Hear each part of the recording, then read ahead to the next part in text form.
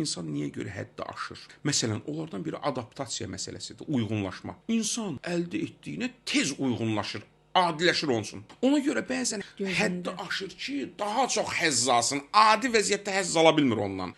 Həddi aşır ki, daha çox həzz alsın. Məsələn, maşını normal sürətlə sürmək bunun üçün adiləşib artıq. İndi sürətlə sürür ki, aşırı dərəcədə daha çox həzz alsın. Əvvəl 1000 manat pul xoşbəxt eləyirdi, indi doymur, gedir oğurluq eləyir 100.000 manat üçün.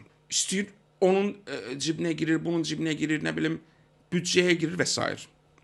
Bu bir məsələ. Başqa bir məsələ.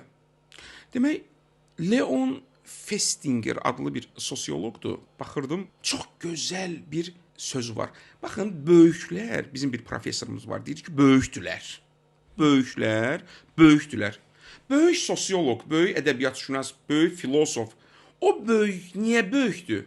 Bir dənə, iki dənə söz deyib, elə o kifayət eləyir. Məsələn, Vaqif, indi Festingerə gələcəm, o sözünə, o böyük sözünə. Vaqif Səmədoğlu gedir, psixiatrik xəstəxanada, dəlixanada axşamdır.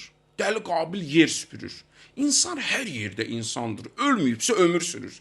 Vaqif Səmədoğlu heç nə yazmasaydı, elə bu ilə böyük olardı. İndi Festinger, müəllim nə deyir? İnsan özünü daim başqası ilə müqayisə edir.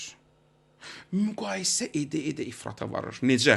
Başqası yaxşıdır, gecəsini gündüzünə qatır, ifrata varır, istirahətini pozur, xəstəliyə düçar olur ki, o başqasına çatsın. Əzizim, öz həyatını yaşa da. Sənə lazımdır başqası ilə özünü müqayisə edib həyatını cəhənnəmə çevirəsən. Xoşbəxt ol da həyatda. Sən bir stəkan su ilə də xoşbəxt ola bilərsən. Bir özünə qayıt da. Gecə gündüz ancaq müqayisə aparır.